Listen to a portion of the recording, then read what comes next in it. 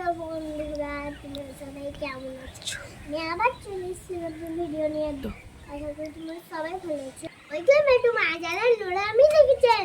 তোমাদেরকে একটা দুটো জিনিস তোমাদেরকে আজকে দুটো মাত্র জিনিস দিয়ে দারুণ রেসিপি শিখাবো। ভাই আজকে আমার মেয়েকে জন্য কি খাবে? তুমি কি যা খাওয়াবে দিদি তাই খাবো দিদি, যা খাওয়াবে। তোমাকেই তো আমি বলছি, তোমাদেরকে একটা হেভি জিনিস খাওয়াবো। তাই দিদি, তাহলে তাড়াতাড়ি খাও, বলে দাও কি জিনিস। হ্যাঁ, বলে দিচ্ছি।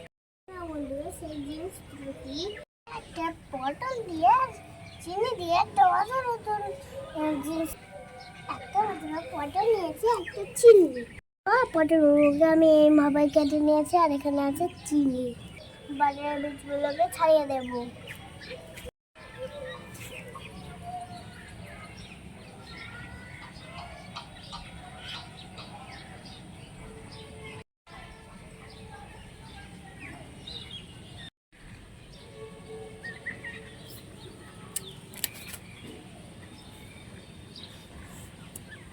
দিদি, পটল দিয়ে আবার কি রেসিপি করবে তুমি? ওটা খেতে ভালো হবে? হ্যাঁ, ওইটা পটলের মোরব্বা, খেতে দুর্দান্ত। খেয়ে দেখ, তারপরে বলবি। পটলের বীজগুলো সব আমি বার করে নিয়েছি। এদিকে চুলোটাও ধরানো হয়ে গেছে। পানিয়ে নিয়েছি, আমি চুলোটা বসিয়ে দেবো। এখন পটলগুলো দিয়ে দেবো। একটু আগুনটা কমিয়ে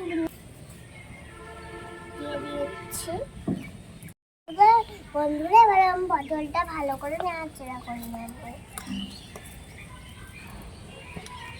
সেদ্ধ হচ্ছে, দিয়ে দেবো চিনি।